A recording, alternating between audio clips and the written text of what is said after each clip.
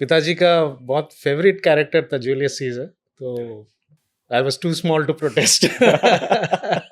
Photography आपके लिए क्या होता है? मैं हमेशा कहता हूँ I was not born as a photographer, wild life lover first and then a photographer. हमारे स्कूल में एक फोटोग्राफी वर्कशॉप हुआ था, तो कैमरा तो था नहीं, तो I had actually borrowed camera from one of my seniors. Gears है या फिर कैमराज है, काफी ज्यादा कॉस्टली होते हैं। आपको वो विजन होना चाहिए, फ्रेमिंग का आइडिया होना चाहिए, गैजेट कुछ भी हो सकता है। सबसे बड़ा ट्रांजिशन मतलब माइक्रोबायोलॉजिस्ट टू फोटोग्राफर। मेरे फैमिली में सब डॉक्टर्स हैं, तो मेरे लिए ज़्यादा ऑप्शन नहीं था। जब भी मुझे वक्त मिलता था, I used to pick up my camera, I used to go out somewhere in the middle of nature. DCP expeditions happened in my life, that was in 2010. I discussed with my wife. I think it is very important in life to have a very strong life partner. So I do agree.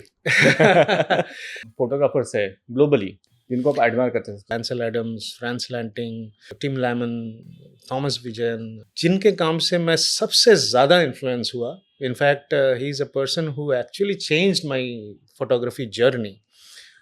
वो खुद एक photographer नहीं है, he is basically a scientist.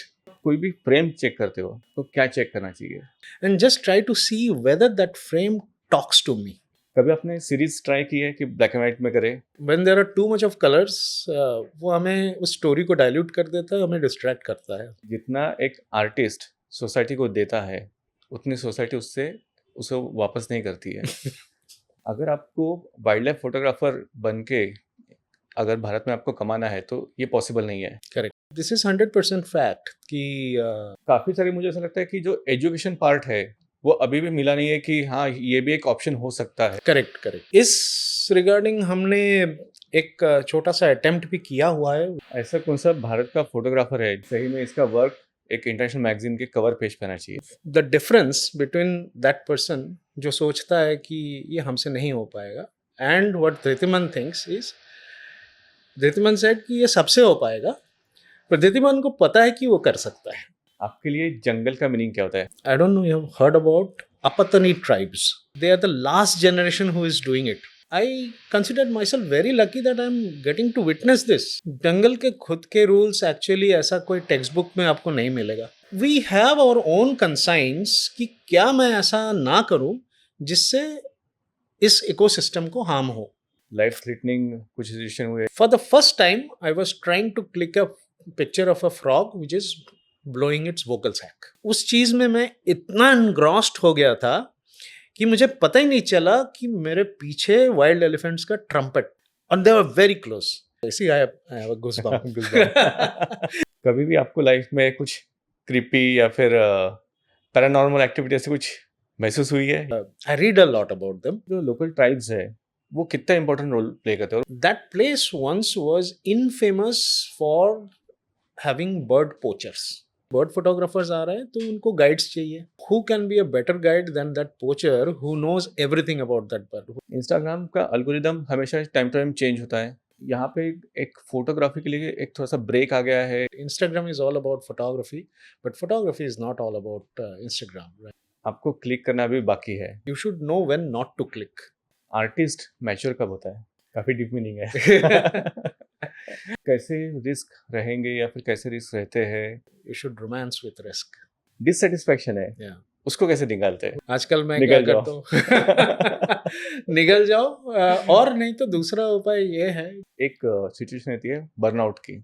आती है, बहुत बार आई है। According to me winning is by default, you fail only because you gave up before winning. आपको रीडिंग बहुत अच्छा लगता है? यस, काफी। क्या पढ़ते हो आप?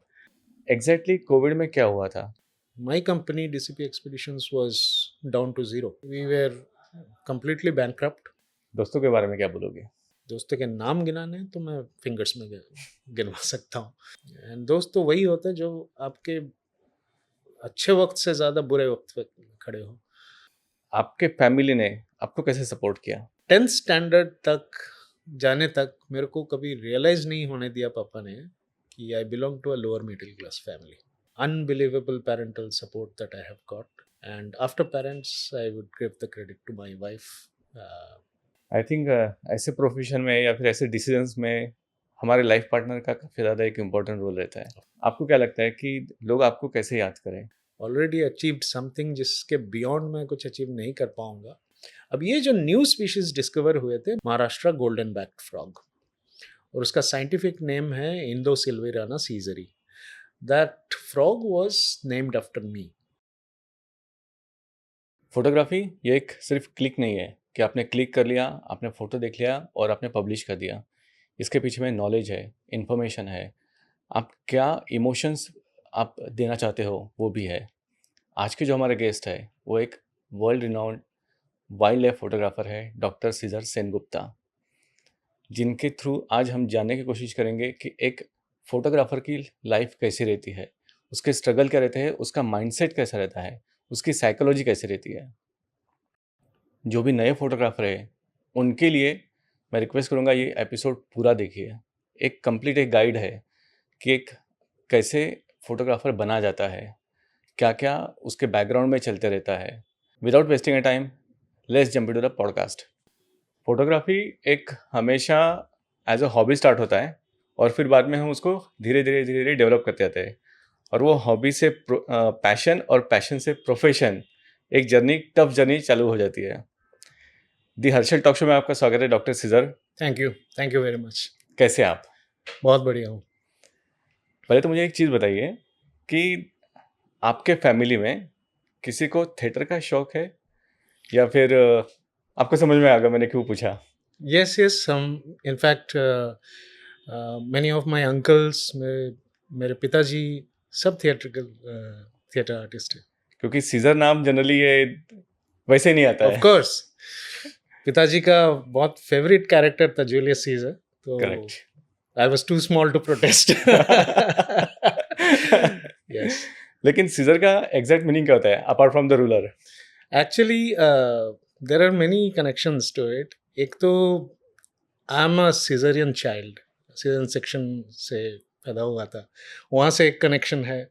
If you look at the dictionary meaning, इसका मतलब भी रूलर होता है, and Julius scissor himself was a Roman ruler.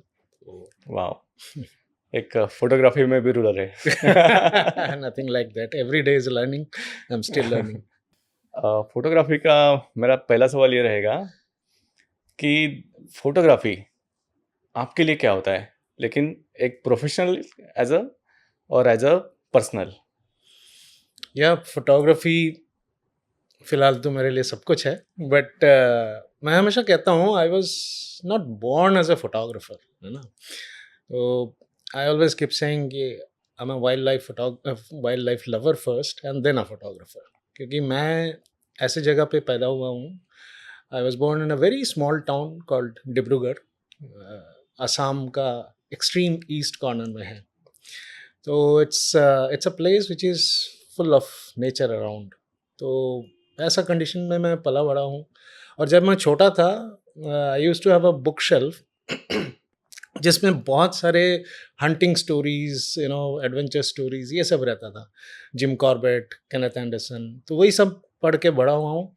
और व्हेनेवर आई यूज्ड, पता नहीं कितनी बार पढ़ा मैंने वो सारी बुक्स, और जितनी बार भी पढ़ता था I used to actually enact myself as a part of the story. Then gradually, पहले तो ऑब्वियसली ना तो कैमराज एंड गियर्स एक्सेसिबल थे और अफोर्डेबिलिटी भी नहीं थी। Correct. Then gradually I realized कि yes, camera can be a very wonderful tool to record those moments which I witness in nature, and then I can share with my friends and relatives. तब photography journey शुरू हुआ। अब 2023 से uh, I left my corporate job. It was almost peak of my career. I was holding the position of a vice president operation of a nationwide chain of laboratory. But मैंने कहा I should now give full time to my passion. So that itself says photography मेरे लिए क्या meaning रखता है। Again come to the Caesar, एक slave से फिर बाद में रूलर। फर्स्ट टाइम आपने कैमरा कब पकड़ा था? Oh, that was very long back. I was, I think, in grade 4 or 5. 8 तब और 10, 9 years? यस, तो हमारे स्कूल में एक फोटोग्राफी वर्कशॉप हुआ था। तो कैमरा तो था नहीं, तो I had actually borrowed a camera from one of my seniors and then I joined that workshop. That was very long back actually. Yes, I was in grade 6 I think. But उस वक्त जो interest जगा मेरा photography की तरफ, I think that continued. Generally जो लोग interest लेते हैं फोटोग्राफी में, उनका एक कहना रहता है कि जो गियर्स है या फिर कैमराज है, काफ़ी ज़्यादा कॉस्टली होते हैं, क्योंकि एक अगर ये हॉबी भी देखेंगे तो ये काफ़ी ज़्यादा कॉस्टली हॉबी है। ट्रू। तो आपने ये सब परचेस करना कैसे चालू किया फिर?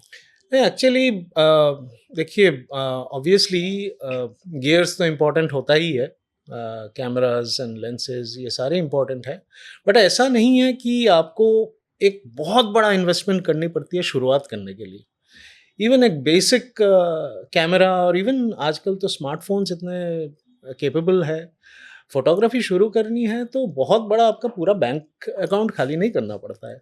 एक सिंपल गैजेट से आप फोटोग्राफी शुरू कर सकते हैं। आपको वो विजन होना चाहिए, फ्रेमिंग का आइडिया होना चाहिए।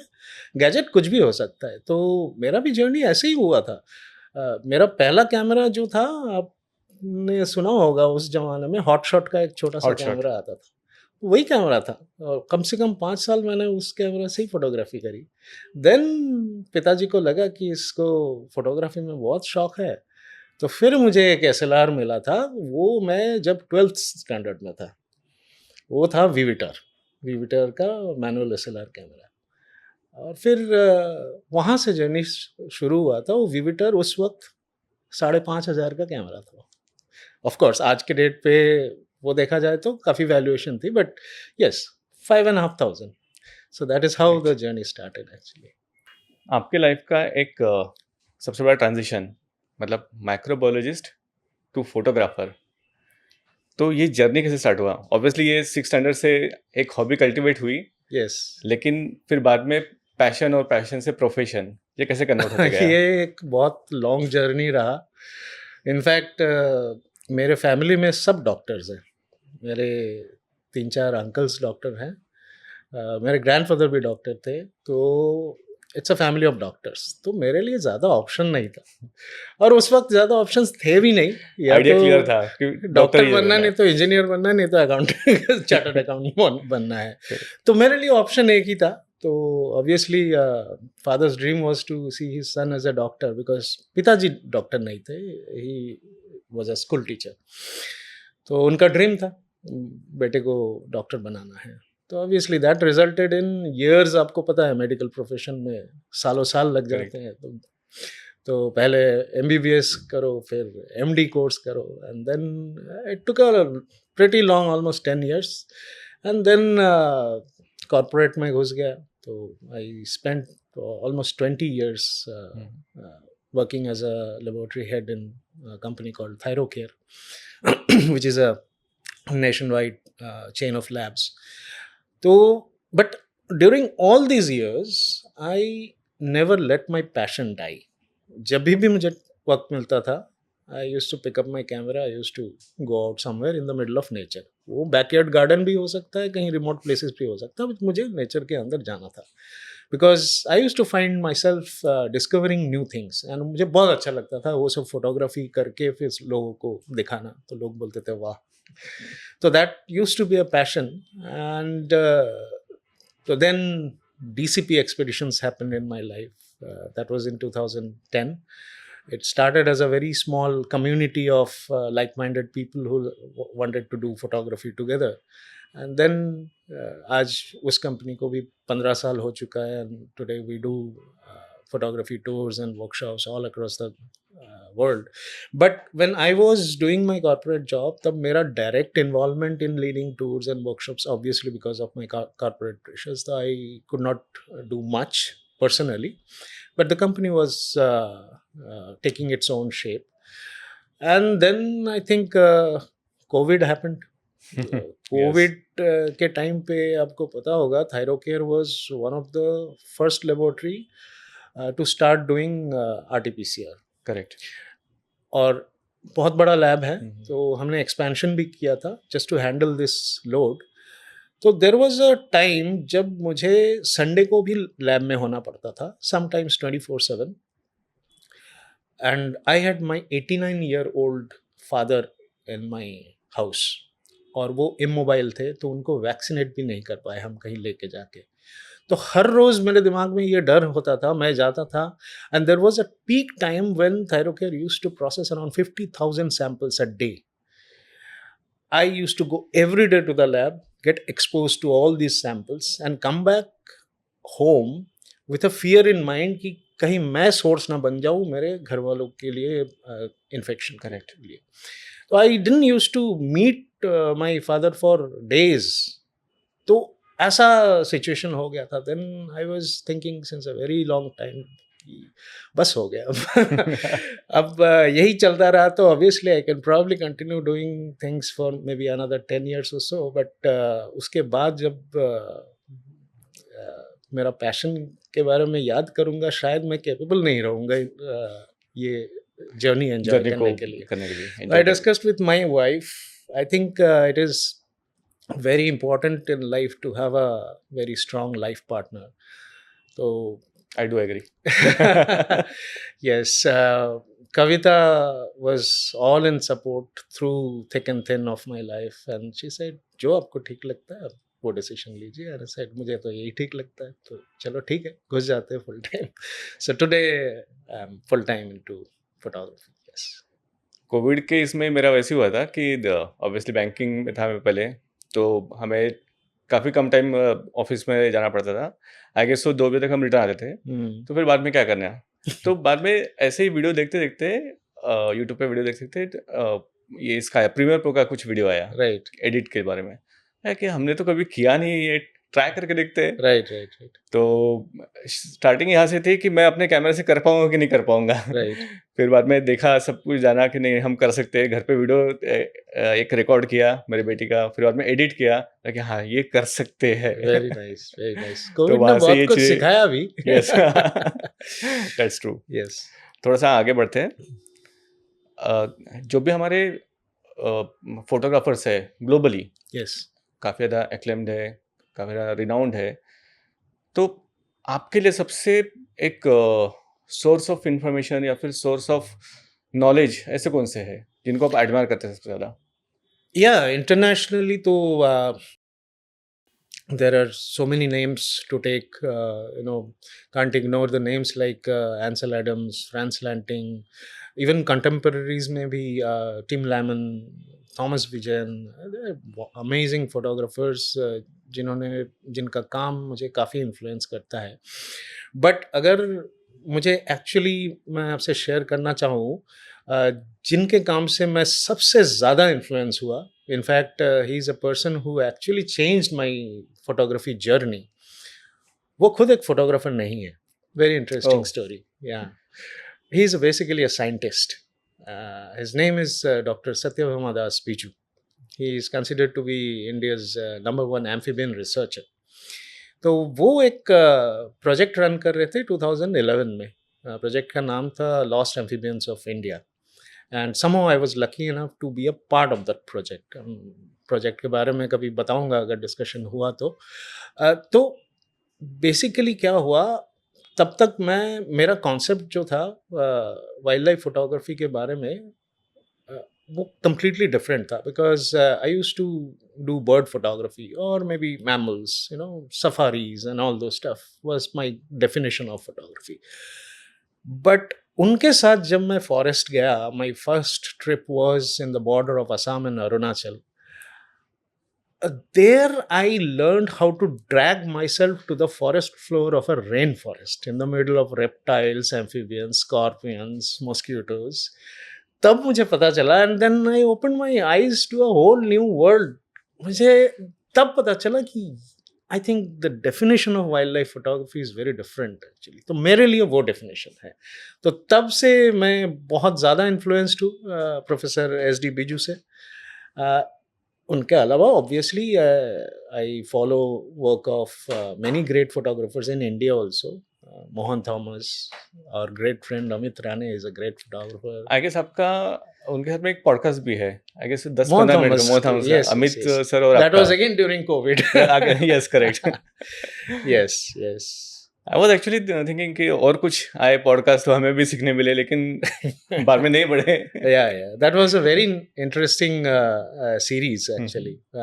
Quite a few photographers, renowned photographers of the country had been a part of it. I think Rahul Sachdev was there. Yeah, even Shivang Mehta was there. Yeah, quite a renowned names in that series. Yeah.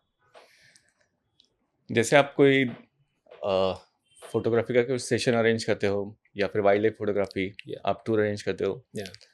तो हम बच्चे आपके पास आते हैं कि sir ये देखो हमारा फ्रेम देखो, हाँ. आप देखते हो, आप गाइड करते हो कि ये ऐसे ऐसा रहना चाहिए, लेकिन जब आप कोई भी फ्रेम चेक करते हो तो सबसे पहले थॉट आपके बीच में, आपके मन में क्या आता है कि आपको क्या चेक करना चाहिए? हाँ, एक्चुअली मतलब इतने साल हो गए हैं तो I think there is a change and there is a gradual involvement in my self also. पहले मैं फोटोग्राफ्स में टेक्निकल डिटेल्स बहुत ज़्यादा ढूंढता था कि पिक्चर शार्प है क्या, बैकग्राउंड में नॉइज़ है क्या, एक्सपोजर करेक्ट है क्या. somehow today I don't actually look for those. I just look for the composition of the entire frame and just try to see whether that frame talks to me. Does that frame tells a story? I really don't bother about the technicalities nowadays. अगर एक photograph मुझे कुछ story बता सकता है तो I consider that photograph is having some connect. मतलब heart touching होना चाहिए। Yes yes. काफ़ी सारे ऐसे, अभी तो फोटोग्राफ ऐसे दिखते हैं कि मतलब स्टोरी काफ़ी अच्छी रहती है, बैकग्राउंड में काफ़ी नॉइज है, ऑब्वियसली वो डेलिबरेटली रखा हुआ है, right right. But it gives some different yes pleasure कि Yes. हाँ यार बहुत अच्छा फोटो है ये। यस. पहले हम जब फोटो क्लिक करते थे, पहले मतलब काफ़ी पहले हमारे बचपन में तो ब्लैक एंड वाइट फोटो थे। यस. कभी आपने सीरीज ट्राई की है कि ब्लैक एंड वाइट में करें? क्योंकि Not so. Normally wild life में होती है, मॉडलिंग में होती है, यस. फूड में भी हो जाती है। राइट. ब्लैक एंड वाइट से ही शुरू हुआ था. इनफैक्ट जिस कैमरे की मैं बात कर रहा हूँ, नहीं, अभी रिसेंट डेज में मतलब सिर्फ ब्लैक एंड वाइट ही आपको करना है। yes yes, in fact very recently I went to Africa, अम्बोजेली में. वहाँ पे मैंने सिर्फ मोनोक्रोम में काम किया actually. There are these super taskers. So उनको मैं अप क्लोज शूट करना चाह रहा था using wide angle lens. And then there is a very famous super tusker called Craig. वो 53 ईयर का है. And usually they don't live beyond this. So this was probably my last chance, or maybe one of the few last chances to see Craig up front and shoot him. So I tried monochrome. And these pictures came out very, very beautiful. So these are some of my personal favorites in monochrome. So उसके बाद से मैं काफ़ी monochrome try कर रहा हूँ. Yeah. क्योंकि कभी कभी मुझे ऐसा लगता है कि अगर मोनोक्रोम में ट्राई करें तो एक अलग हमें स्टोरी मिलती है उसमें। Yes, बिल्कुल बिल्कुल. I think when there are too much of colors, वो हमें उस स्टोरी को डाइल्यूट कर देता है, हमें डिस्ट्रैक्ट करता है. बट मोनोक्रोम में आप you don't look after the colours, you just talk about the story.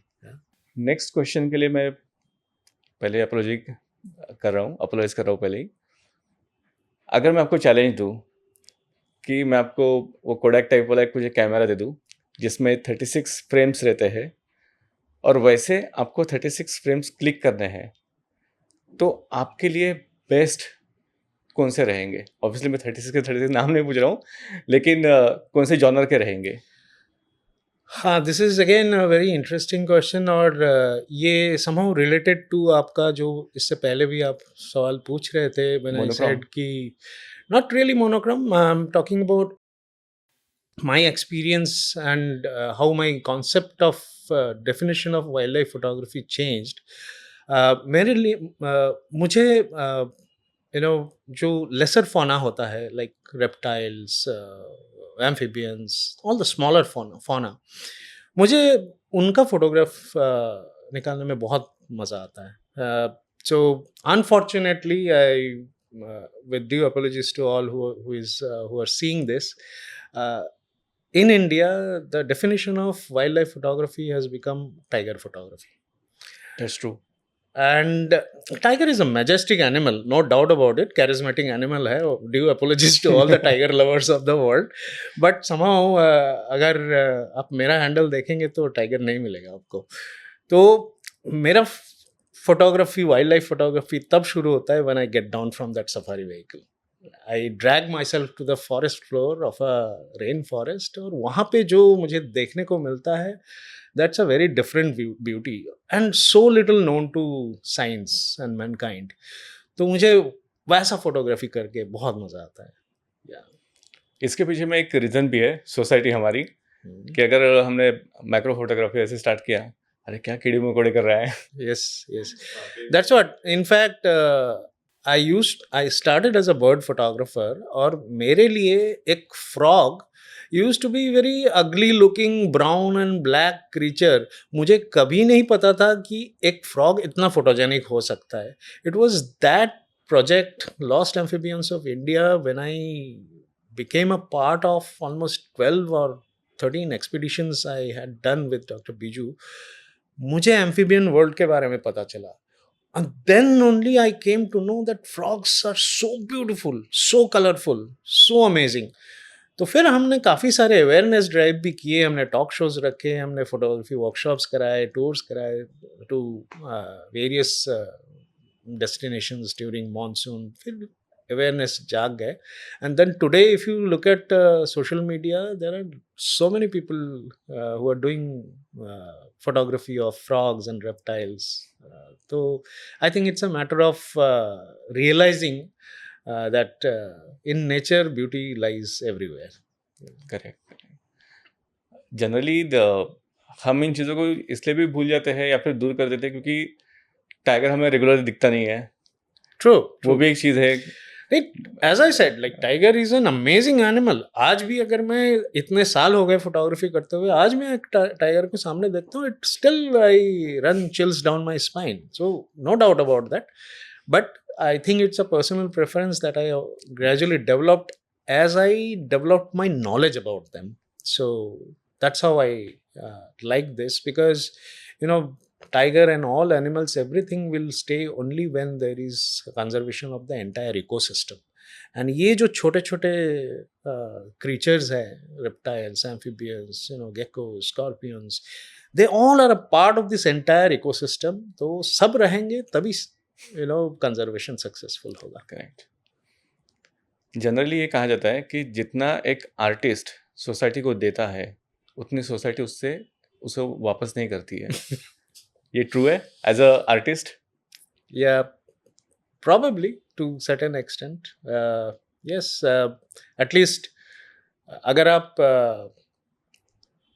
Economic sense से बोल रहे हैं तो I would say in India अभी भी wild life photography is not that kind of a paying genre of photography. Yes, photography as such तो India में काफ़ी पॉपुलर है, because the entire world knows about Indian fat weddings. तो wedding photography I think India जैसे कहीं पे भी नहीं है. तो every small town you will find there are some hundreds and thousands of wedding photographer. लोग अच्छे काम भी कर रहे हैं, कुछ लोग छोटे लेवल पे काम करते हैं, कुछ लोग बड़े लेवल पे काम करते हैं. Then comes event photographers, so many of them. But unfortunately हमारा जो जॉनरा है वाइल्ड लाइफ फोटोग्राफी, वहाँ पे थोड़ा सा it's not that paying actually. Yeah. Wild life photography पे आऊँगा और साथ ही साथ एक इंटरनेशनल एंगल लेके आएंगे इसमें. एक रिनॉन फोटोग्राफर है भारत के जो टूर्स अरेंज करते हैं. तो एक ओपन चैट में हमारा उनसे बात हो रहा था. तभी उन्होंने एक चीज़ कही थी कि अगर आपको वाइल्ड लाइफ फोटोग्राफर बन के अगर भारत में आपको कमाना है तो ये पॉसिबल नहीं है. You have to be a teacher और टूर अरेंजर. करेक्ट. लेकिन वही अगर हम अब्रॉड देखेंगे Yeah. तो ये सिनेरियो चेंज हो जाता है. वहाँ पे टूर अरेंजर भी है और वो खुद एज अ आर्टिस्ट भी पैसे अर्न करता है. Right, that's right. तो आपको क्या लगता है कि क्या वजह हो सकती है इसके पीछे में?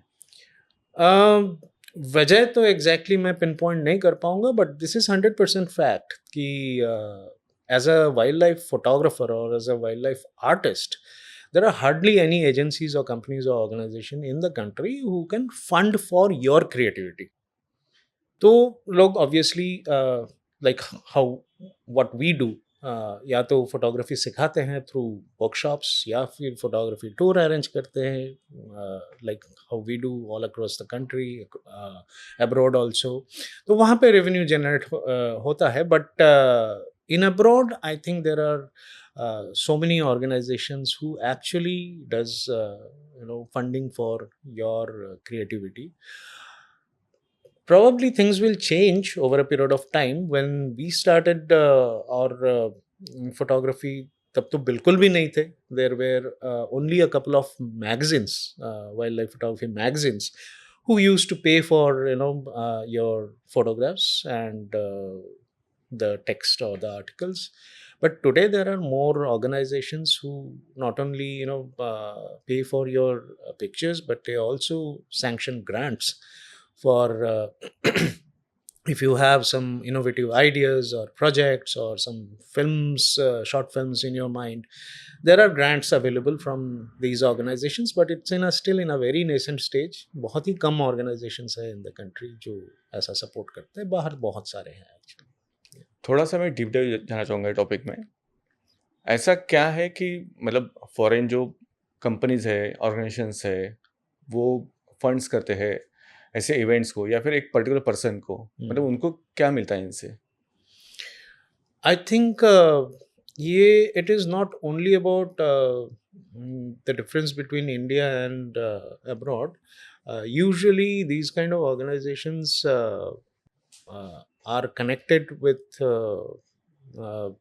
ये जो फंड करते हैं, they are connected with a bigger fund pool actually, and ऐसे बड़े फंड पूल इंडिया में भी अवेलेबल है, but towards wild life photography ये अभी तक चैनलाइज नहीं हुआ है. एक कंपैरिजन में आपको पूछना चाहूँगा, जो इंटरनेशनल फोटोग्राफर्स है और जो भारत के फोटोग्राफर्स है, इनमें लाइफस्टाइल, अपॉर्चुनिटीज़ और चैलेंजेस, इनमें कैसे डिफरेंसेस रहते हैं? डिफरेंस तो कुछ नहीं. In fact India is probably the most challenging biodiversity and abundance of biodiversity wise also हमारे opportunities काफ़ी ज़्यादा है. इंडिया एज ए कंट्री अगर आप देखो, क्या नहीं है इंडिया में, like right from Himalayas to the seas, from cold desert to hot desert, from grasslands to rain forest, everything we have. तो एक लाइफ टाइम भी 10% देखने के लिए इनफ नहीं है. तो हमारे लिए अपॉर्चुनिटीज़ तो बहुत है. एंड अगर आप एक्चुअली ऑब्जर्व करो, 10 साल पहले जो काम हो रहा था, आज उसका 10 गुना ज़्यादा काम हो रहा है. नहीं, इसके पीछे में तो रीज़न ऐसा भी है कि जैसा अभी मुंबई में आप मैक्सिमम टाइम मुंबई से ऑपरेट करते हो, तो लोगों को पता है. करेक्ट. या फिर अगर मैं सर्च भी करता हूँ कि मुझे वाइल्ड लाइफ फोटोग्राफी के इवेंट में जाना है, एक टूर में जाना है, तो मुझे आपका एड मिल जाएगा. राइट. लेकिन काफ़ी सारे मुझे ऐसा लगता है कि जो एजुकेशन पार्ट है वो अभी भी मिला नहीं है कि हाँ ये भी एक ऑप्शन हो सकता है. करेक्ट. करेक्ट. क्योंकि अगर हम देखेंगे तो हार्डली 20-25 या फिर मैक्स टू मैक्स 50 ऐसे फोटोग्राफर निकलेंगे जो वाइल्ड लाइफ करते हैं प्रोफेशनली. ट्रू. ट्रू. इनफैक्ट इस रिगार्डिंग हमने एक छोटा सा अटेम्प्ट भी किया हुआ है, विच इज़ स्टिल रनिंग. जो हम वर्कशॉप्स करते हैं या फोटो टूर्स करते हैं, जो हमारे पार्टिसिपेंट्स आते हैं, basically there are students only. तो पार्टिसिपेंट्स के लिए वो वर्कशॉप में ही ख़त्म नहीं होता है. आपको शायद पता होगा, since you have seen us for so many years. तो हम क्या करते हैं, हम लोग यूजुअली जितने भी पार्टिसिपेंट्स हमारे साथ जुड़ते हैं for any kind of workshops, any kind of tours, उनका हम एक कंटिन्यूस मॉनिटरिंग करते हैं, like for their skill set development process. वो हमारे अलग अलग प्रोसेस है. हमारे कुछ ऑनलाइन प्लेटफॉर्म है, some social media based groups है जहाँ पे वो लोग पोस्ट कर सकते हैं. This groups are very different. यहाँ पे वाव और ग्रेट नहीं मिलता है. यहाँ पे एक क्रिटिकल एनालिसिस होता है. जो भी फोटो पोस्ट होता है उसका एक क्रिटिकल एनालिसिस होता है. अच्छा है तो अच्छा है, एंड देन अगर उसमें कुछ स्कोप ऑफ इम्प्रूवमेंट हो वो भी बताया जाता है हर एक पिक्चर को. So that's just a continuous learning process. ये जितने भी हमारे पार्टिसिपेंट्स होते हैं और हमारे साथ जुड़े रहते हैं. Then we also do every Sunday, अभी तो एवरी संडे नहीं होता है, but we try to do at least once in a month एक फ्री फोटो वॉक हम करते हैं, जिसमें again this participants take part. वहाँ पे भी उनका हैंड होल्डिंग होता है. तो this is a continuous monitoring system. ये हम इसलिए करते हैं क्योंकि हमें जब लगता है कि that person has developed enough skill set and now he is capable of teaching others, then things change. He comes to the other side of the table, he becomes a part of the team, and then he starts training others. तो आपको बताऊं, आज हमारे team में कम से कम 170 mentors हैं. In many of them have been students of ours at some point of time, and gradually वो हमारे साथ जुड़े रहे, स्किल सेट डेवलप किया, कैपेबिलिटीज डेवलप किया, and then now today they are capable enough to teach others, and now they are, some of them are role models actually. Yeah. सो ये थोड़ा सा एक हमने डेमोक्रेसी लाने की कोशिश की, बिकॉज एज सच फॉर्मलाइज कोई सिस्टम तो है नहीं हमारे पास इंडिया में. I hope it things become much better.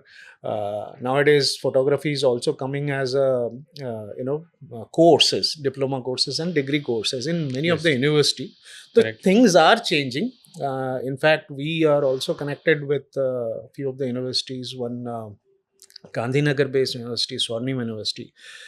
We have launched our diploma as well as degree courses in photography. So we are trying our best. हमारा छोटा सा organisation है, बट ऐसे अगर बहुत सारे ऑर्गेनाइजेशन सिमिलर ऑब्जेक्टिव के तरफ काम करते हैं, I think things will change much faster than what it is actually happening. तो यस, एजुकेशन बहुत इम्पॉर्टेंट है. एजुकेशन के साथ साथ अगर लोगों को जॉब अपॉर्चुनिटीज़ मिले, प्लेसमेंट मिले, तो it will be just like any other stream of arts and science. ऐसा कौन सा भारत का फोटोग्राफर है जिसके बारे में आपको लगता है कि सही में इसका वर्क एक इंटरनेशनल मैगजीन के कवर पेज पे आना चाहिए? Dhritiman Mukherjee, without any doubt, Dhritiman Mukherjee is the wild life photographer of the country. क्या पसंद है उसका, उनके बारे में आप? सब कुछ. पहली बात तो उनका सबसे पसंद जो मुझे, मैंने उनका भी एक इंटरव्यू सुना था जिसमें वो कहता है कि बाकी लोगों को धृतिमान का काम देख के ऐसा लगता है कि हमसे वो नहीं हो पाएगा.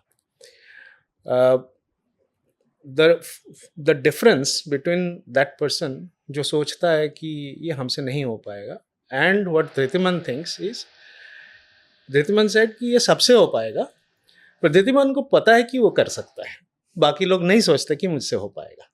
करेक्ट. एक को कंसिस्टेंसी है सबसे important. Yes yes.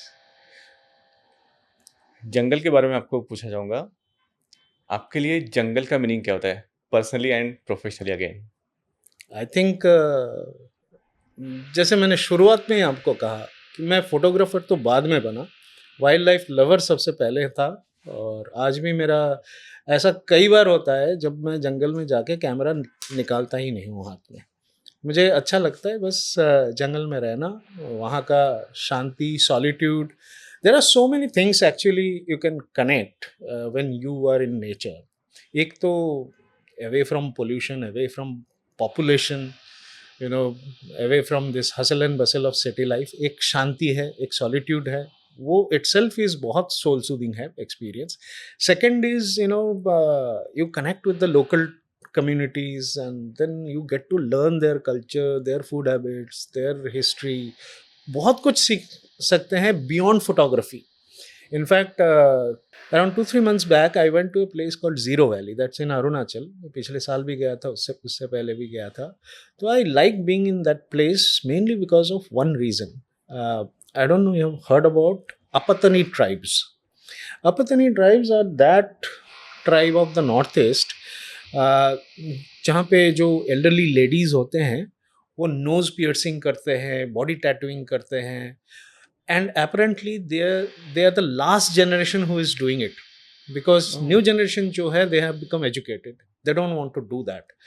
So when I went there, I considered myself very lucky that I'm getting to witness this. मुझे देखने को मिल रहा है, शायद 3 साल बाद, 4 साल, 5 साल बाद मुझे ये देखने को भी नहीं मिलेगा. तो जो एक कनेक्ट होता है लोकल कम्युनिटीज़ के साथ, एक सॉलिट्यूड मिलता है नेचर के अंदर जाके, this is a great feeling actually. If you ask me how do I feel being in nature beyond photography, photography is a tool to capture my experience, which I can bring back and share with you guys. तो आपका सबसे पसंदीदा जंगल कौन सा है? Western Ghats. Western Ghats. Yes. Nice.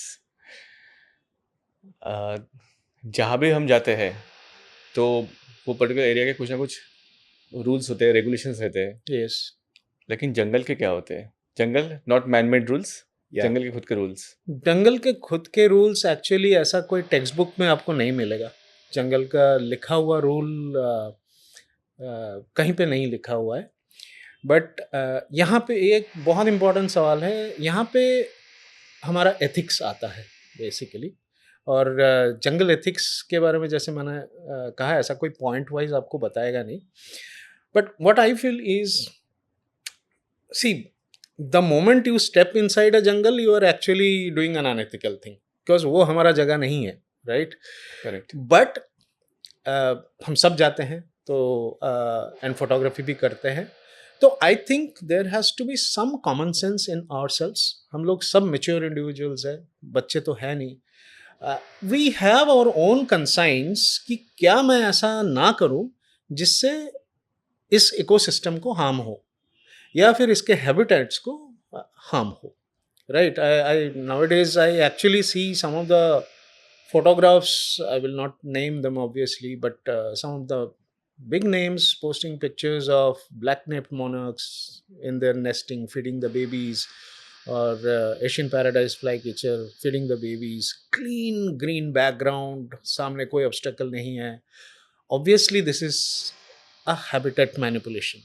Okay, like कोई भी bird ऐसा ओपन एरिया में नेस्ट बनाता नहीं है, बिकॉज उसके लिए वो जो फोलियज का कवर है that is very important to protect its chicks from the predators. ऐसा ओपन में कोई नेस्ट नहीं बनाता है। तो वो अगर आप सिर्फ फोटोग्राफी के लिए ऐसा कुछ कर रहे हो, that is completely unethical. So I am talking about this कि अगर जंगल में आप हो, आप ध्यान में रखो ये आपकी जगह नहीं है, you are a visitor there. ऐसा कुछ मत करो आपके कंसाइंस के हिसाब से जिससे इस इकोसिस्टम को हार्म हो सके। तो मुझे लगता है ये आपका एक पेन पॉइंट भी है कि आपको बहुत बुरा लगता है कि कुछ लोग ऐसे चीज़ें फॉलो करते हैं। जी, बिल्कुल, बिल्कुल। And I am not that vocal about things like this happening. तो मैं आवाज़ तो बहुत ज़्यादा नहीं उठाता हूँ, but I definitely support people who raise their voice against this kind of practices. होना चाहिए। आप फ़ोटोशूट के लिए काफ़ी ज़्यादा डेंस एरिया में भी जाते हो, डेंस जंगल में, या फिर आपको कोई सफारी है उसमें भी आप पार्टिसिपेट करते हो। ऐसा कभी हुआ है कि कुछ लाइफ थ्रेटनिंग कुछ सिचुएशन हुई है या फिर खूब बहुत ज़्यादा डेंजरस सिचुएशन हुई है? क्वाइट अ फ्यू, बट एक जो मुझे हमेशा याद रहेगा, दैट वाज अगेन इन 2011। मेरा पहला ट्रिप था डॉक्टर बीजू के साथ, आसाम अरुणाचल के बॉर्डर में there is a place called Kobo. वहाँ पे हम लोग एक फ्रॉग ढूंढ रहे थे। And as I said, I was not a frog amphibian photographer, I was used to be a bird photographer. तो फ्रॉग फोटोग्राफी का क्या टेक्निक्स होते हैं मुझे पता नहीं था। तो for the first time I was trying to click a picture of a frog which is blowing its vocal sac, और वो इतना इजी नहीं होता है। उसके लिए आपको सारी लाइट्स ऑफ करनी पड़ेगी, अदरवाइज वो अगर आप सेंस कर ले कि आप सामने हो तो इट विल स्टॉप कॉलिंग। तो लाइट्स ऑफ, ओनली एक रेड लाइट आप रख सकते हो।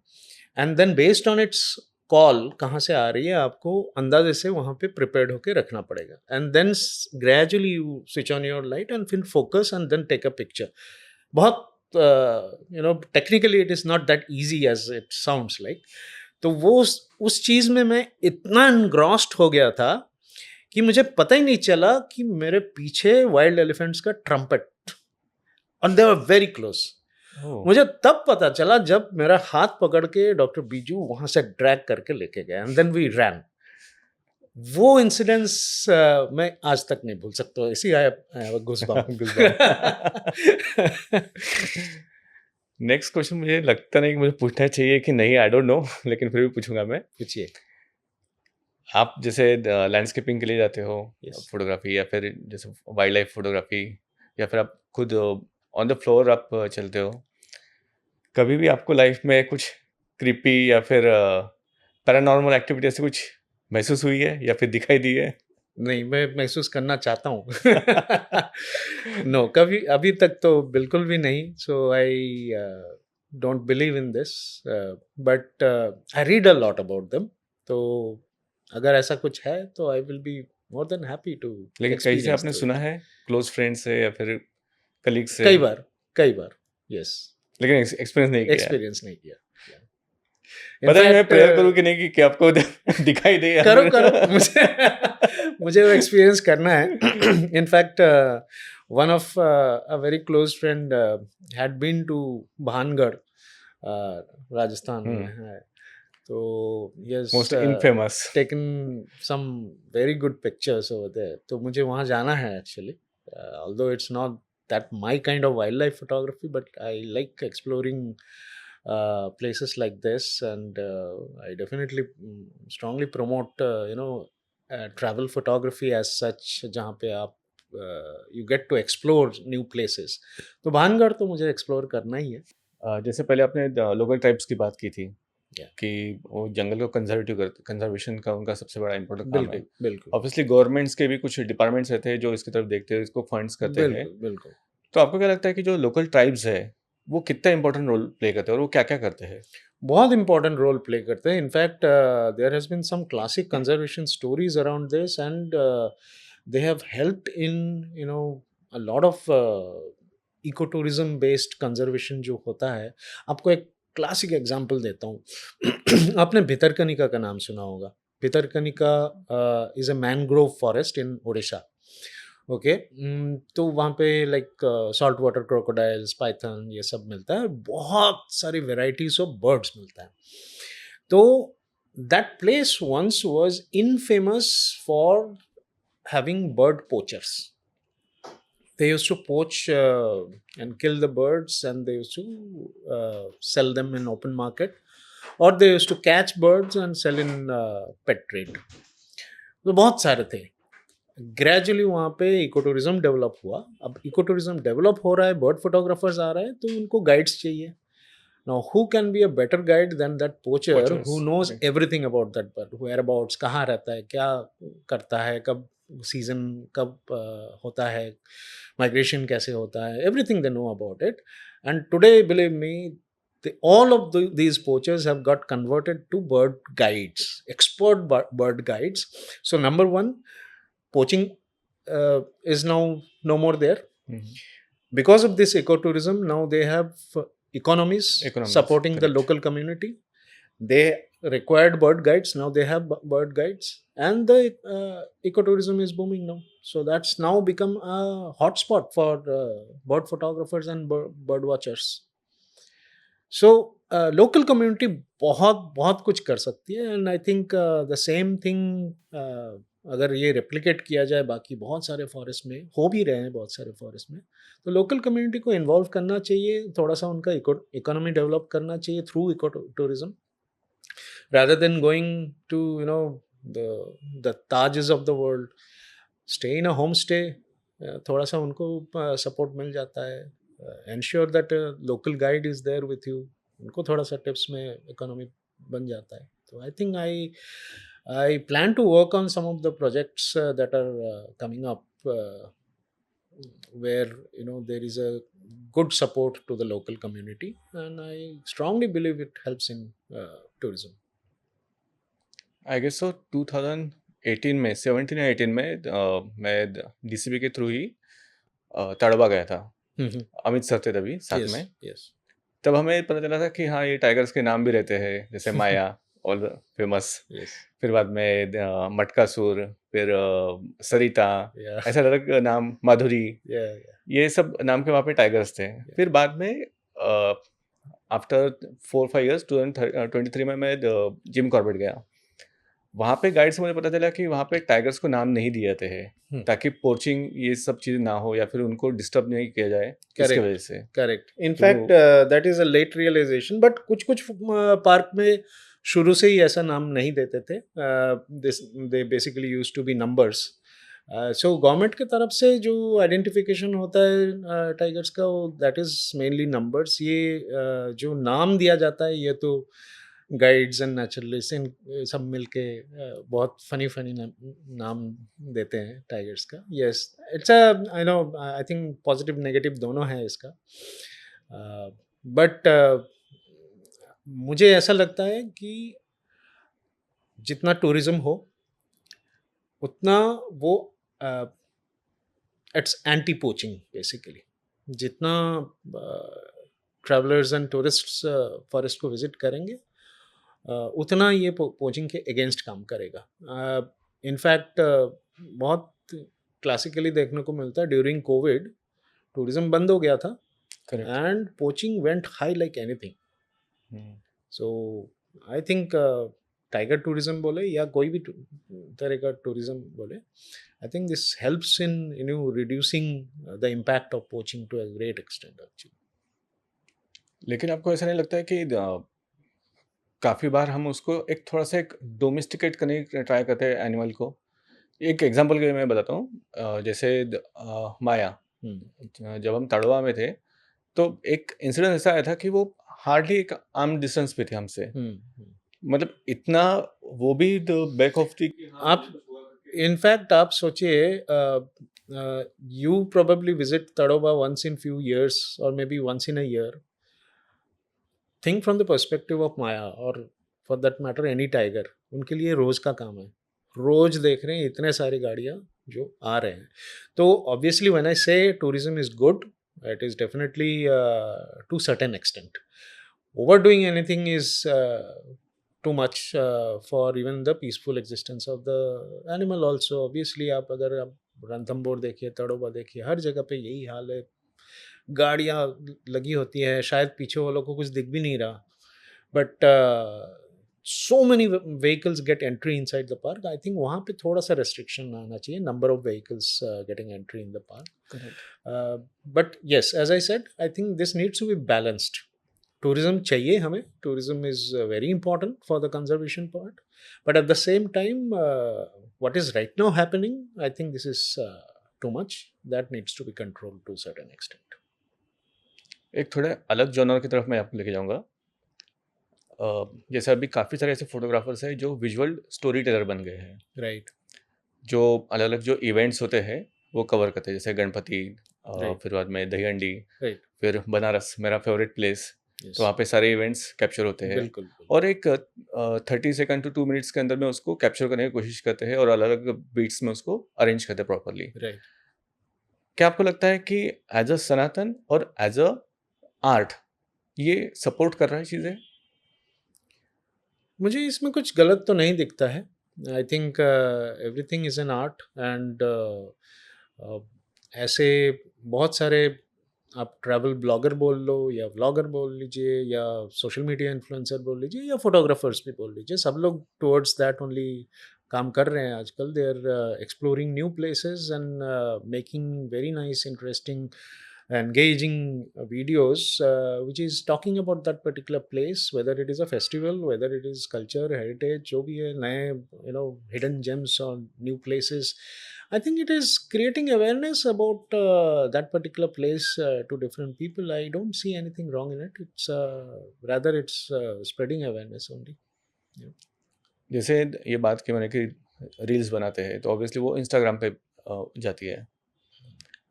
इंस्टाग्राम का अल्गोरिदम हमेशा टाइम टू टाइम चेंज होता है. पहले था कि वो इमेजेस फोटोज इनको ज़्यादा प्रमोट करते थे, अभी वीडियोस को सबसे ज़्यादा प्रमोट करते हैं. करेक्ट. कहीं पे आपको लगता है कि यहाँ पे एक फोटोग्राफी के लिए एक थोड़ा सा ब्रेक आ गया है या फिर थोड़ा स्लो डाउन हो गया है?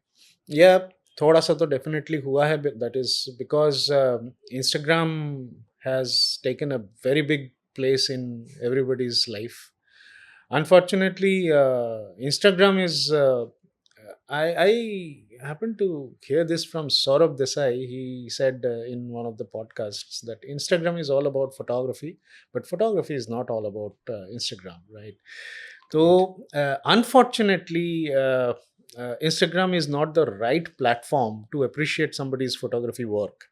आप एक छोटा सा 4x5 स्क्रीन में फोटोग्राफ किसी का अप्रिशिएट नहीं कर सकते, इसलिए हम लोग we ensure that every year we conduct photography exhibition also for all our members, जहाँ पे लोग अपना काम प्रिंट करके फ्रेम करके एग्जिबिट कर सके। एक फोटोग्राफर के लिए उससे बड़ा ग्रेटिफिकेशन नहीं हो सकता। But somehow Instagram is dominating वहाँ पे। As you very rightly said, now photographs को थोड़ा कम अहमियत दिया जाता है, वीडियोस एंड रील्स को ज़्यादा दिया जाता है। बट मुझे लगता है ये बबल बर्स्ट होगा जल्दी, because there was a time, it's a changing time, there was a time when there was no social media, but तभी भी लोग फोटोग्राफी कर रहे थे, लोग जान रहे थे। Then came social media. I think the first that we experience was Orkut. फिर ऑर्कुट, करेक्ट। ऑर्कुट के बाद ये फेसबुक फेसबुक आया। आ गया। तो फेसबुक तक स्टिल वहाँ तक ठीक था, because at least you get to see a full screen picture. फिर नाउ इंस्टाग्राम आया है, कल कुछ और आएगा, तो I am sure.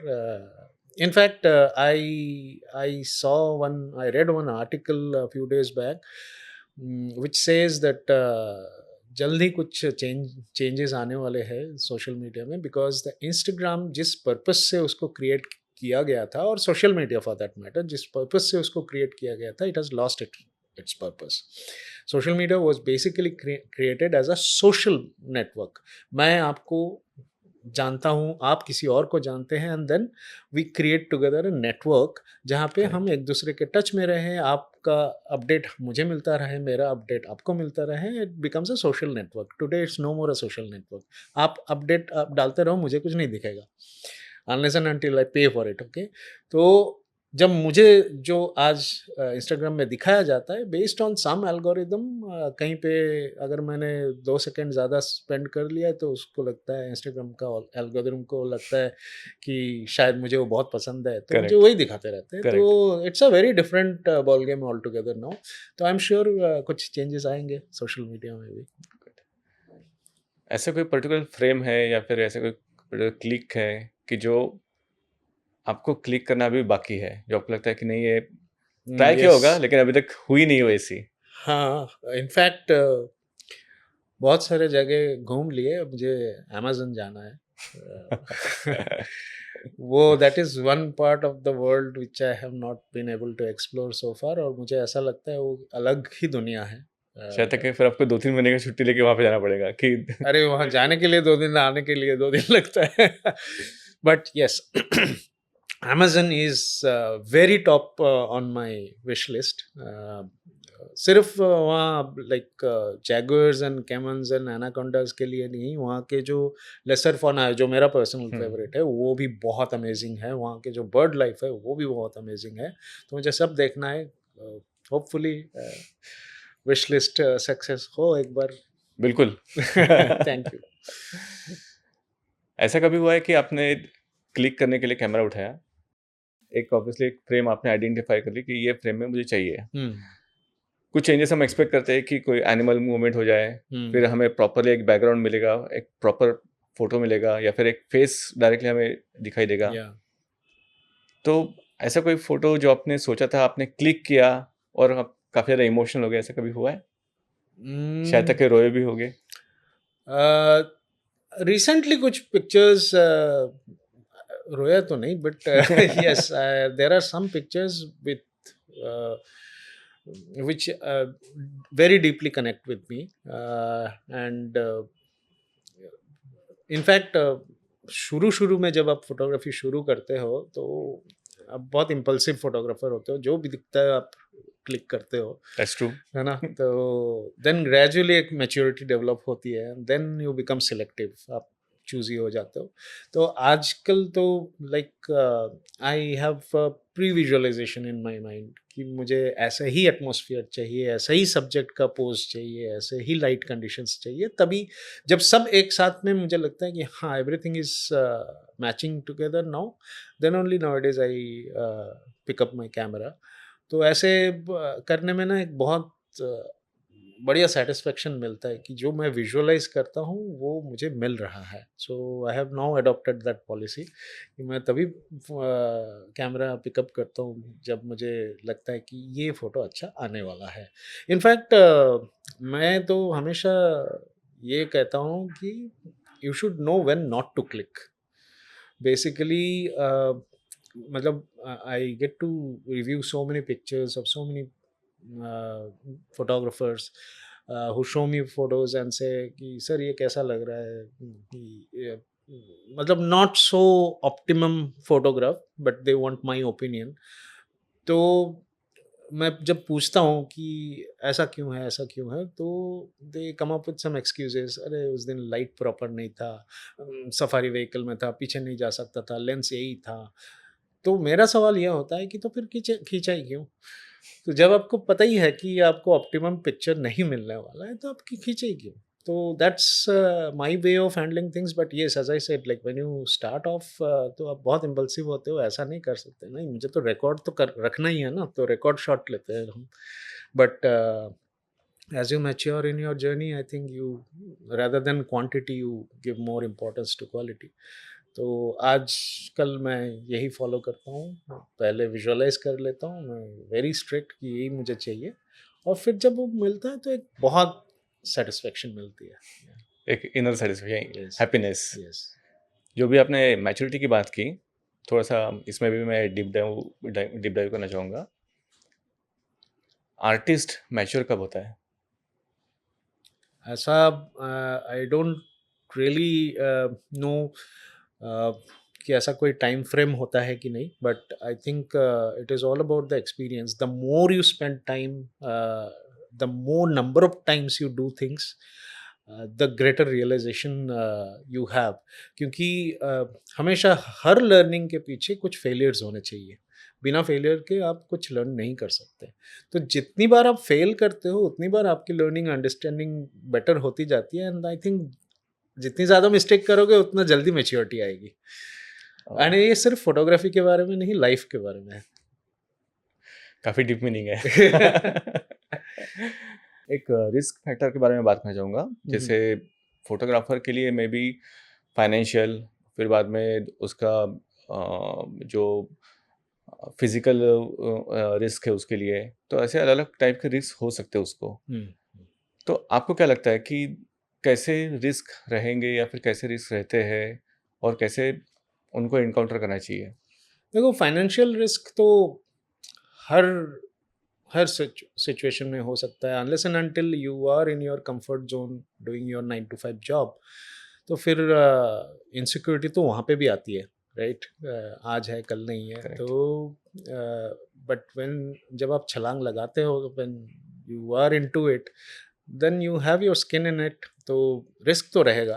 And I think I have heard so many times this line from my previous employer, doctor Velumani कहते हैं, you should romance with risk, तभी मज़ा आता है।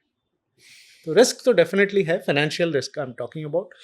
और typical genre of photography like wildlife photography, travel photography also has some additional risk जो physical risk होता है। तो that you have to be knowledgeable and conscious about it. Like for example, I always keep saying कि अगर आपको snakes के बारे में पता नहीं है तो don't jump into it. You have to go with some experienced person and then gradually try to understand about the behavior of the reptiles, and then only you know become confident enough. तो ऐसे physical risks तो हर चीज़ में होती है। अगर आप you talk about mountaineering, you talk about relay racing, you talk about anything outdoor में, तो वो एक रिस्क फैक्टर तो रहता ही है।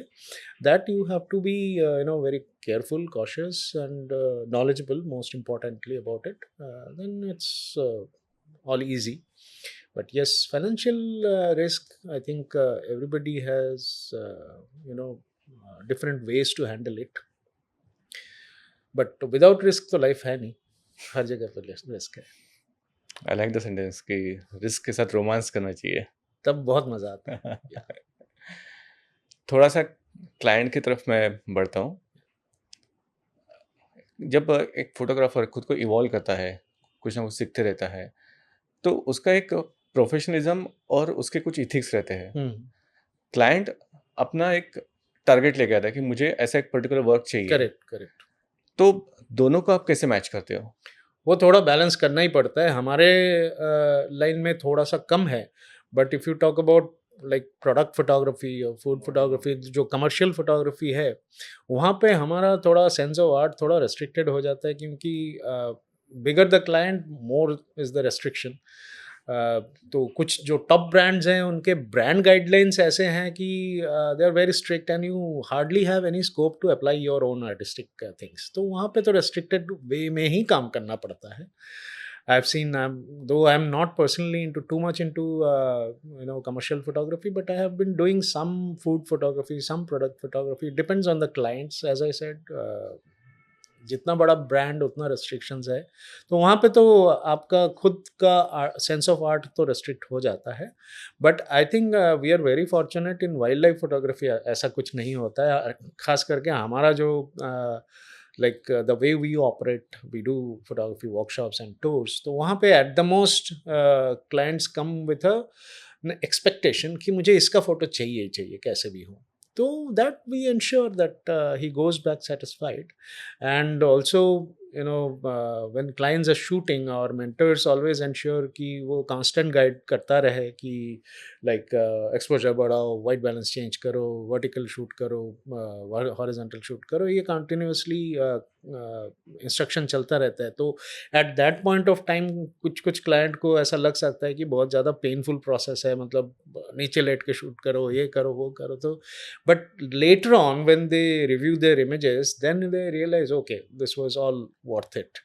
And in fact we have almost 70% of our customers coming back to us, they are repeat customers. ऐसा किसी business में होता नहीं है, तो that obviously says they are getting back something by joining our tours. So this is what is the creative sense that we actually impart to our clients. So that way this genre is very safe. आपने creativity के ऊपर तो बता दिया, लेकिन फिर भी मैं थोड़ा सा और मुझे पूछना है इसके बारे में। जब हमारा क्रिएटिव विजन क्रिएट होता है, तो हम एक विजन के साथ चलते हैं कि हाँ मुझे ये फोटो ऐसा क्लिक करना है, भले वो कमर्शियल रहे या फिर अपने खुद के लिए रहे या फिर आपके जो क्लाइंट्स है उसके लिए, मतलब जो सब्सक्रिप्शन बेस्ड है वो भी, राइट। लेकिन क्या होता है कि एक अगर हम ज़्यादा कमर्शियल की तरफ जाते हैं तो डिससेटिस्फैक्शन बढ़ जाता है। जैसे आपने कहा कि हमें ज़्यादा स्कोप नहीं मिलता है, तो ये जो डिससेटिस्फैक्शन है कि मुझे मेरी क्रिएटिविटी यूज़ करने को नहीं मिली, शायद तक ये फोटो और अच्छा दिख सकता था, भले वो उससे खुश है, आपको एक अच्छा अमाउंट मिल गया उसका, लेकिन जो डिससेटिस्फैक्शन है उसको कैसे निकालते हैं? उसको निकालने का ज़्यादा कोई तरीका नहीं है। आजकल मैं क्या निकल जाओ। करता हूँ निकल जाओ। और नहीं तो दूसरा उपाय ये है कि आजकल जब मैं कमर्शियल टूर्स लीड करता हूँ, तो टूर ख़त्म होने के बाद 2 दिन और मैं खुद रुक जाता हूँ और फिर आराम से पर्सनल हाँ, ये फोटोग्राफी मैंने देखा करता है। हूँ।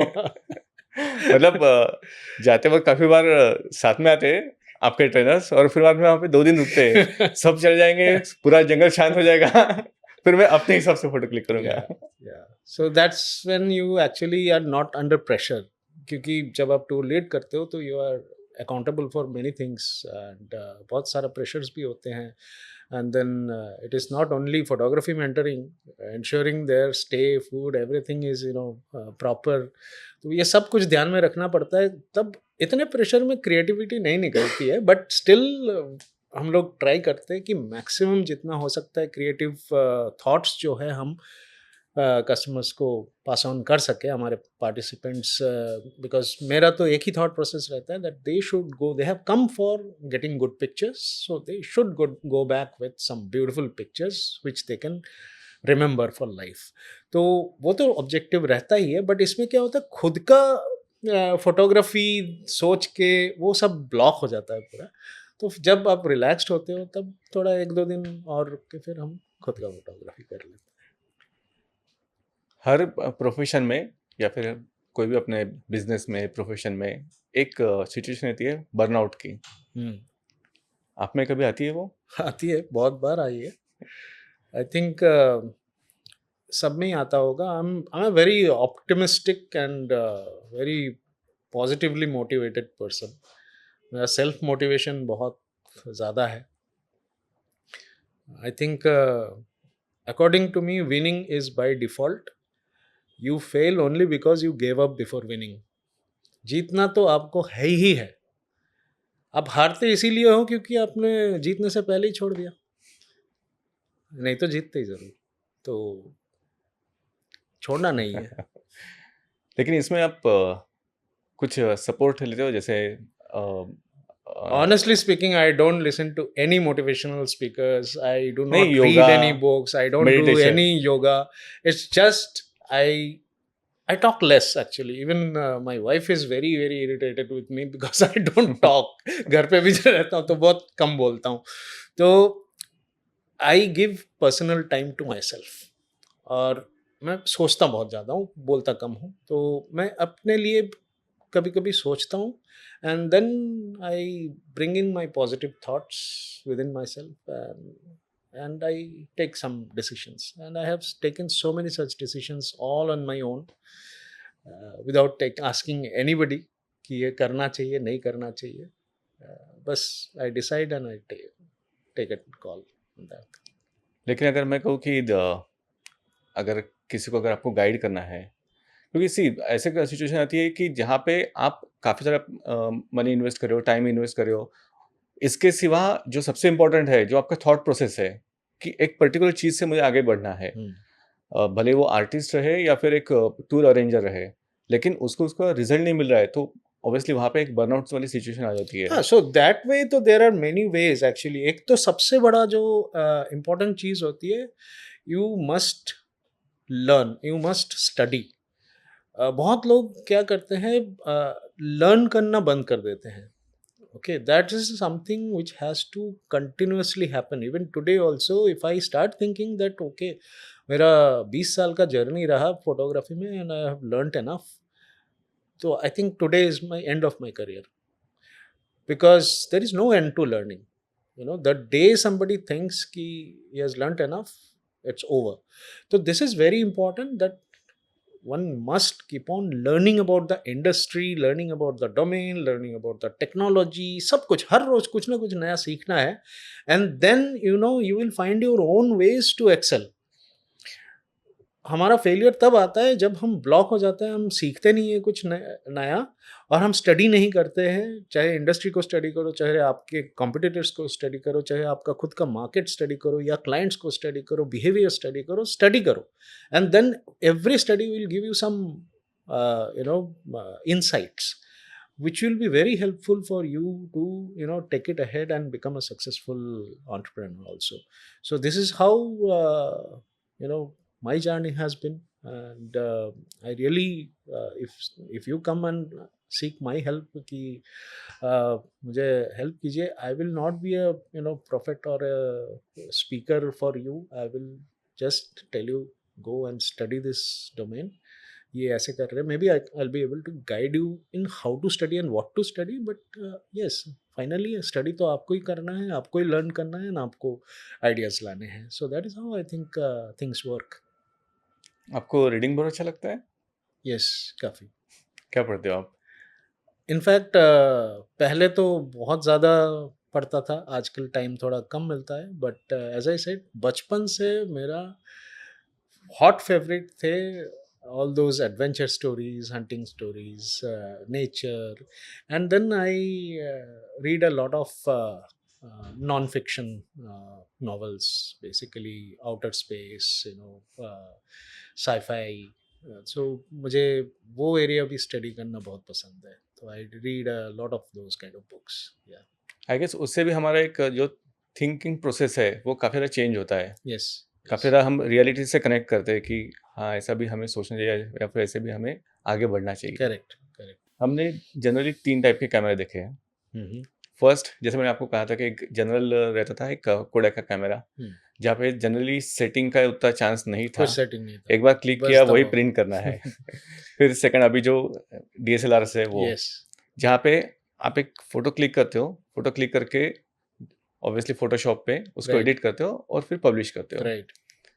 मुझे लगता है कि आगे और एक कैमरा आएगा कि जिसमें ये सब चीज़ें ऑलरेडी इनबिल्ट रहेगी. आप सिर्फ AI को फीड कर दो कि मुझे ऐसे चीज़ें चाहिए, कोई अलग से सॉफ्टवेयर की ज़रूरत नहीं, वहीं से आपको डायरेक्ट पोस्ट करना है सोशल मीडिया आ पे. सकता है, हो सकता है. आपको क्या लगता है कि AI और जो क्रिएटिविटी है, वो कितना इसमें स्ट्रगल रहेगा, कितना एक वॉर टाइप सिचुएशन रहेगा? इसमें कोई वॉर टाइप सिचुएशन नहीं. इनफैक्ट टू बी ऑनेस्ट, ये AI ऑलरेडी कैमराज में आ चुके हैं.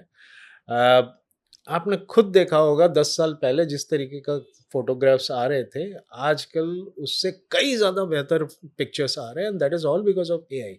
आप रिसेंट जो रिलीज़ेज़ है in the mirrorless range of cameras, वहाँ पे आप देखिए कि एआई क्या धमाल कर रहा है। इनफैक्ट एआई असिस्टेड, ये सारे एआई असिस्टेड है। Improvements in autofocus, focus tracking, eye detection, animal detection. There are so many improvements that have come, which helps in any kind of. There is a concept called face registration. In fact, 100 लोगों का एक group है, but अगर मैंने आपका photo click करके उसमें register करके रखा, 100 लोगों के तरफ मैं कैमरा एम करके पिक्चर क्लिक करूँ तो आप पे ही फोकस होगा वो।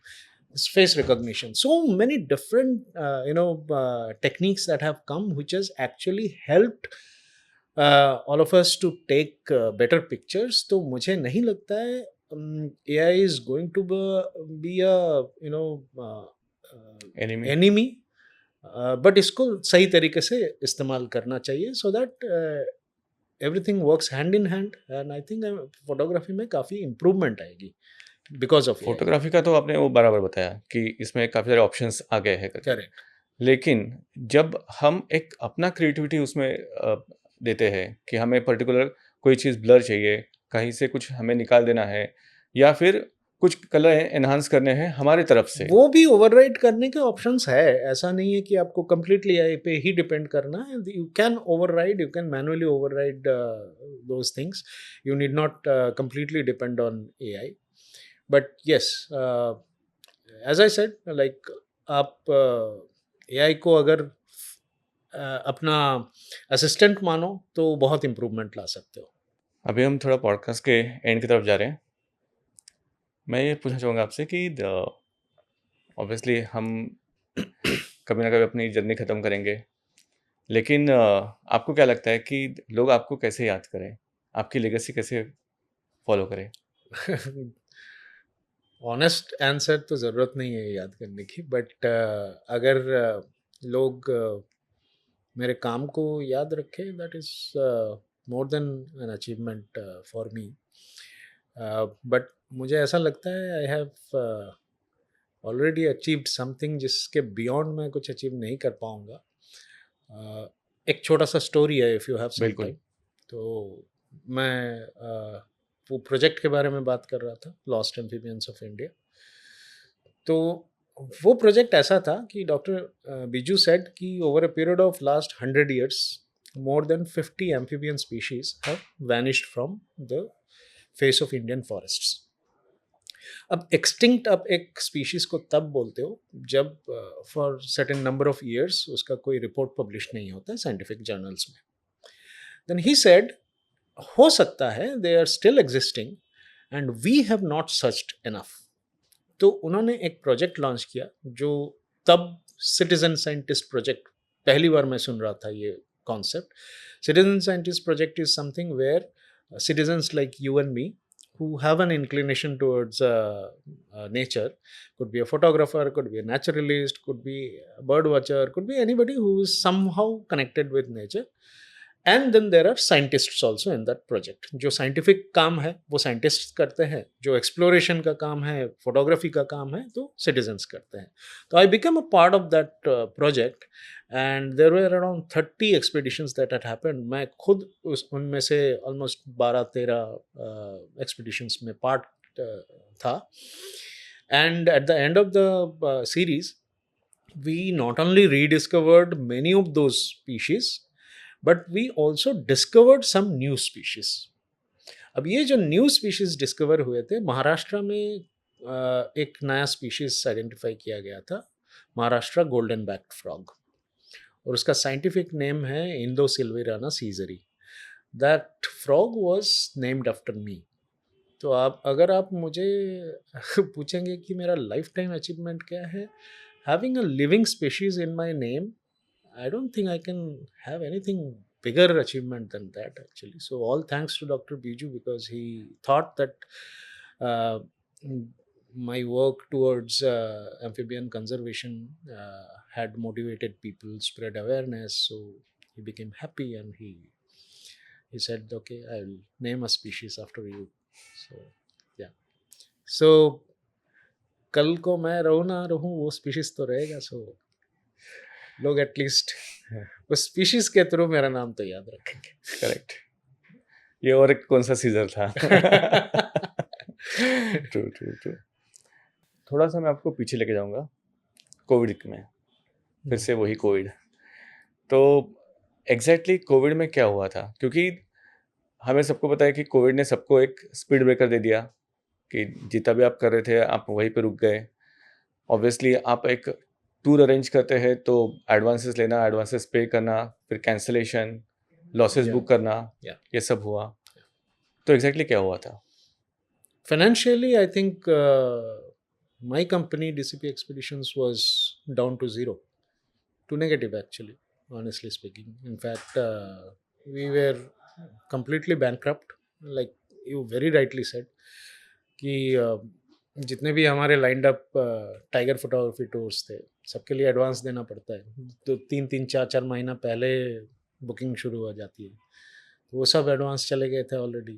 और जैसे ये कोविड शुरू हुआ क्लाइंट्स ने कैंसिल कर दिया तो क्लाइंट्स को भी रिफंड करने पड़े.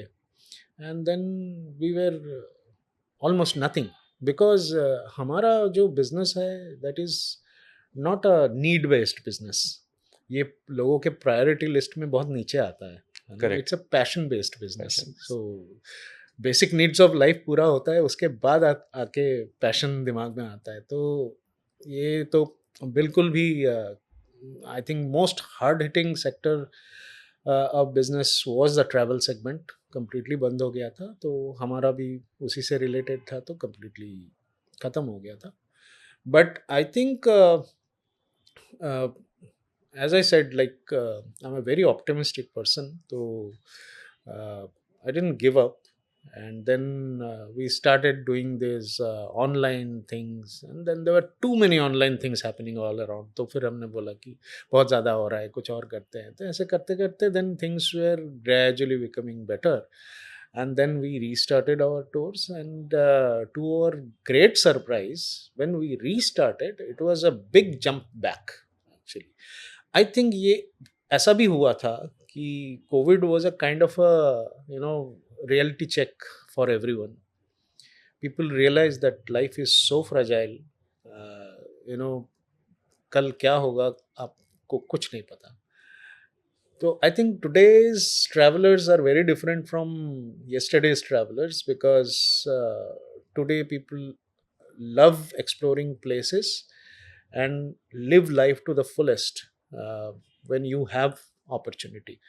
So fortunately, touch wood, today things are working much better than what it used to be before COVID. वही चीज़ है क्योंकि कोविड में सबको पता चल गया कि आज है कल नहीं है. बिल्कुल.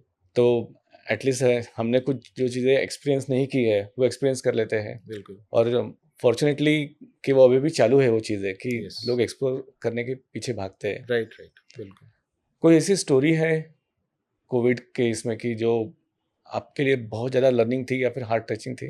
आई डोंट नो वेदर ये इस पॉडकास्ट में शेयर करना चाहिए या नहीं. देयर वेर फ्यू थिंग्स जो मुझे बहुत मैं कभी बोल नहीं सकता because I told you about we have around 170 mentors associated with us. मैं उनको अपने फैमिली जैसे मानता हूँ. कोविड में ऐसा कई बार ऐसा हुआ है.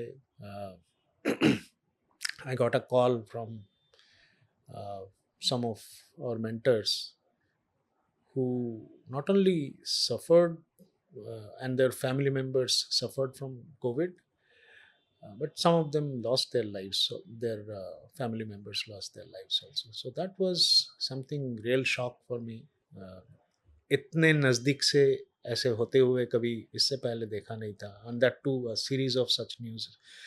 तो मेरा ड्यूरिंग द कोविड मेरा एक ही ऑब्जेक्टिव था कि जो मेरी as per best of my capabilities अगर लोगों को मैं मदद कर पाऊँ. तो since I was associated and in charge of a laboratory of Thyrocare, तो मैंने शेयर किया था मेरा number with everybody and people shared my number with anybody and everybody, and I used to get every day more than 50-60 calls कि मुझे RT-PCR कराना है, test कराना है, and to best of my capabilities I ensured that जहाँ पे reports इतने delay हो रहे थे वो टाइम पे, we ensured that we give out the reports within 24 hours. That was in my hand, जो मैं बेस्ट कर पाया मैंने किया. तो बहुत सारे ऐसे लोग, मतलब दोस्तों के दोस्त, सब लोग आज कनेक्टेड है and they have become friends. तो I think that is one thing I gain out of this massacre of COVID. सब कुछ बुरा हुआ था बट कुछ चीज़ें अच्छे हुए थे. आपने मुझे और एक टॉपिक दिया बात करने के लिए. दोस्तों के बारे में क्या बोलोगे? दोस्त होने चाहिए, बिल्कुल होने चाहिए, but not those Facebook and Instagram friends. कुछ बहुत अपने लोग लाइफ में होने ही चाहिए एंड बहुत एक इनर सर्कल वाले. बहुत इनर सर्कल वाले. सिमिलर मेरा भी वही है. दो I am connected with hundreds and thousands of people, but अगर मुझे दोस्तों के नाम गिनाने हैं तो मैं फिंगर्स में गिनवा सकता हूँ. तो है दोज वेरी क्लोज कनेक्ट, दोस्त जो मैं सोचता हूँ अगर in any necessities they will be there. And दोस्त तो वही होते हैं जो आपके अच्छे वक्त से ज़्यादा बुरे वक्त पे खड़े हो. तो ऐसे मैंने एक्सपीरियंस किया भी है and I know they will stand for me in my worst of the time. So yes, everybody should have some good friends who will be there to help you, whether you are in good condition or in the worst of your situation. Yeah. आपके बारे में एक चीज़ बोलना चाहता हूँ मैं. Yeah. आप seriously बात करते हो ना, तो आपके पीछे में जो बुक्स है जिसमें आपने नॉलेज लिया है वो पूरे मुझे दिखाई देते हैं. कि एक्चुअली मुझे पता चलता है कि हाँ, पीछे में बहुत सारा नॉलेज है जो धीरे धीरे सामने आएगा. शायद तक हमें और 2-3 पॉडकास्ट करने पड़ेंगे. I would love to come. Okay. Last 2 question है मेरे.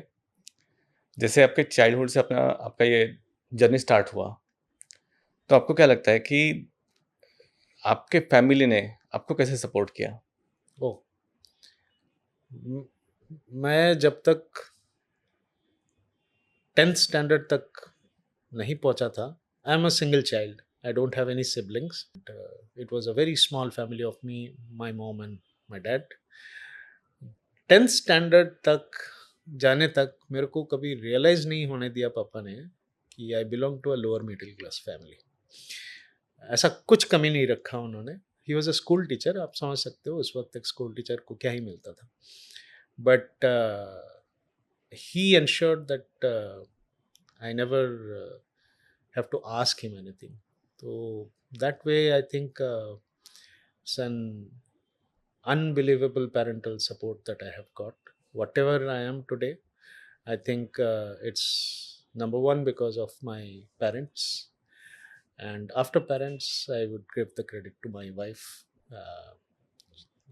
जो लोग आपके साथ आपके बुरे और अच्छे वक्त पे खड़े रहे, these are the 3 people who was there always by my side. I think ऐसे प्रोफेशन में या फिर ऐसे डिसीजंस में हमारे लाइफ पार्टनर का काफ़ी ज़्यादा एक इम्पोर्टेंट रोल रहता है. Of course, of course. जब मैंने भी डिसाइड किया था कि नहीं, मुझे पॉडकास्टिंग स्टार्ट करनी है, मेरा बैंकिंग जॉब छोड़ना है मुझे, क्योंकि ये मुझे पता था कि इसमें मुझे बहुत ज़्यादा एनर्जी स्पेंड करनी पड़ेगी. Correct. बहुत ज़्यादा टाइम देना पड़ेगा जो मैं बैंकिंग के साथ नहीं कर सकता था. Right. ऑब्वियसली मैंने ये सारी चीज़ें जीरो से स्टार्ट की और तभी भी वाइफ का सपोर्ट था कि हाँ चल, तुझे पसंद है ना, तू कर, मैं हूँ तेरे लिए खड़ी. Yes. You are very lucky. Not, मतलब सबके साथ ऐसा नहीं होता है. तो I think we are really Yes. lucky to have a supportive life partners. Last सवाल, जो भी आप नए फोटोग्राफर्स है, स्ट्रगलर्स है, इनके लिए क्या आप मैसेज देना चाहोगे? एक तो मैं ऑलरेडी बता चुका हूँ कि सीखना कभी बंद नहीं करना है. हर रोज़ कुछ ना कुछ नया सीखना है. चाहे टेक्निक हो, चाहे नए कैमरे के बारे में हो, नए इंडस्ट्री के बारे में हो, किसी जगह के बारे में हो, आपके सब्जेक्ट के बारे में हो, बिहेवियरल पैटर्न्स के बारे में, कुछ ना कुछ पढ़ते रहना है, कुछ ना कुछ सीखते रहना है। एज़ आई सेड, लाइक जिस दिन आप सोचोगे कि आपने बहुत कुछ सीख लिया, उस दिन आपका करियर ख़त्म है। That is one thing. And second thing, ये सोशल मीडिया रिलेटेड मैं कुछ बताना चाहूँगा। इनफैक्ट बिल्कुल। ये अलग-अलग जगह पे जाना, हिडन जेम्स ढूँढना and all those stuff that is happening right now, ये सब सिर्फ सोशल मीडिया फॉलोअर्स के लिए मत करो। आप जेन्युइनली एक कनेक्ट डेवलप करो नेचर के साथ। ये चीज़ ऐसा एडिक्टिव है that you will start falling in love with that place और this genre, and then you will keep on going back and back again and again, and you will start discovering new things every time, and then rest everything follows. आपका social media, of course, considering it is a big part of our industry nowadays, photography, visual medium, obviously social media has become a very very very big part of it. But I think there has to be that genuine connect of yours with your genre, with your art. आप उसके साथ genuinely connect रहो ना, तो फिर बाकी सब कुछ डेवलप हो जाता है actually. तो ये हमारा पॉडकास्ट था फोटोग्राफी के ऊपर, वाइल्ड लाइफ के ऊपर, एक फोटोग्राफर के जर्नी के ऊपर। आपको कैसा लगा? Thank you very much for inviting me. I think मेरे लिए भी मेरे पर्सनल जर्नी के ऊपर ये मेरा पहला पॉडकास्ट है, तो thank you very much, and I would love to be here once again. कभी किसी और टॉपिक पे बात करेंगे। बिल्कुल, sure. Thank you so much, आप यहाँ पे आए, आपने काफ़ी अच्छा नॉलेज शेयर किया। आपकी किताब बहुत सारी पढ़नी बाकी है वो धीरे-धीरे एक-एक पेज हम टर्न करेंगे और सीखेंगे। Thank you so much. Thank you. जैसे मैंने इनिशियली कहा था कि फ़ोटोग्राफ़ी एक इमोशन है, साथ ही साथ उसके साथ एक पर्पज़ रहना चाहिए। डॉक्टर सिद्धार्थ से हमने काफ़ी सारी चीज़ें सीखी है कि एक फ़ोटोग्राफ़ी कैसी होनी चाहिए, एक एथिक्स कैसे रहना चाहिए, उसके पीछे में आपका जो माइंडसेट है, आपकी जो साइकोलॉजी है, वो कैसी क्रिएट होनी चाहिए। ऐसे ही पावरफुल वीडियोज़ के लिए, पॉडकास्ट के लिए हमें गेस्ट सजेस्ट कीजिए। ये वीडियो को लाइक कीजिए, शेयर कीजिए और चैनल को सब्सक्राइब कीजिए। Thank you so much and जय हिंद।